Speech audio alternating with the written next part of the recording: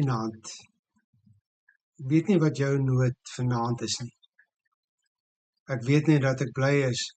My nood is nie so groot soos die van Dawid, waarvan hy in Psalm 31 skryf nie. Ons lees vers 10 tot 14. Wees my genadig, Here, want ek is in die nood. Van verdriet het my oë swak geword. Ja, alles in my. My lewe vergaan van kommer en my jare van swaar kry. Deur my ellende word my krag geknak en teer my liggaam uit. Ek is die spot van al my teestanders, veral van my bure, 'n verskrikking vir al my bekendes. Die wat my op straat sien, vlug vir my.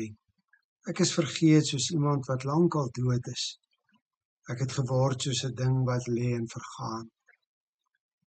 Ek hoor dreigemente van baie. Dit dreig van alle kante af. Baie span teen my saam en smee planne om my lewe te neem.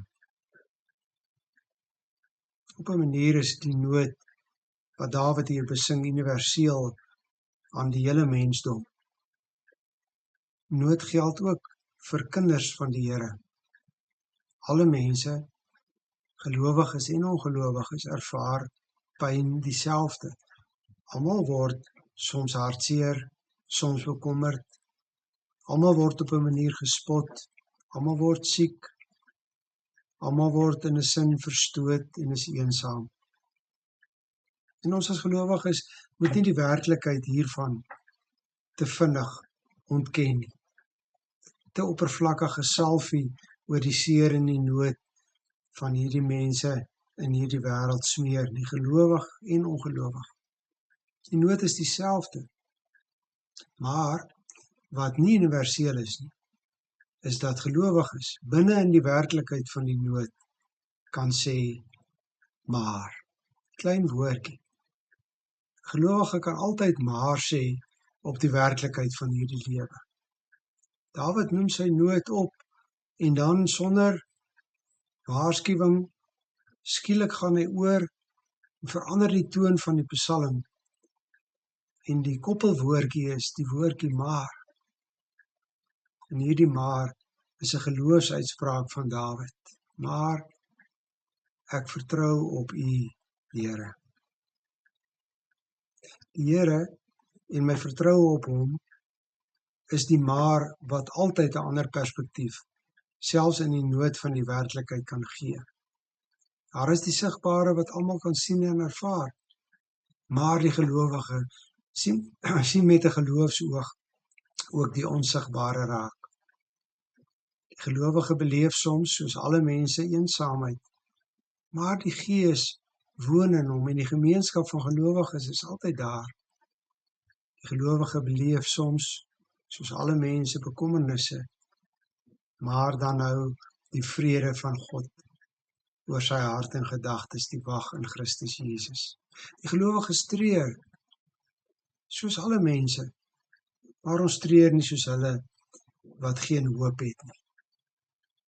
Die gelowige gaan soos alle mense ook dood, maar deur die geloof in die opgestande Jesus lewe ek, al het ek ook gesterwe. Hierdie maar het nie eens te maak met Dawid se vaste geloof nie. Dit het alles te maak met die een op wie Dawid sy vertroue plaas, die Here, die verbondsgod, die God van Israel, die een wat nie verander nie, die een wat getrou is aan sy verbond en aan sy beloftes. Dit is in wie hy is, dat die werklikheid van 'n maar vir die gelowiges 'n werklikheid is. En vanaand is dit ook vir ons 'n troos. Hierdie Here, die Here wat ons deur Jesus Christus leer ken het, is 'n getroue en ewige God. Hy is ons Vader in die hemel, wat vir ons wil sorg en kan sorg.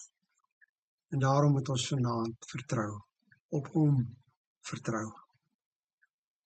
Ek probeer nie vanaand jou nood ignoreer of onderspeel nie. Hoe kan ek?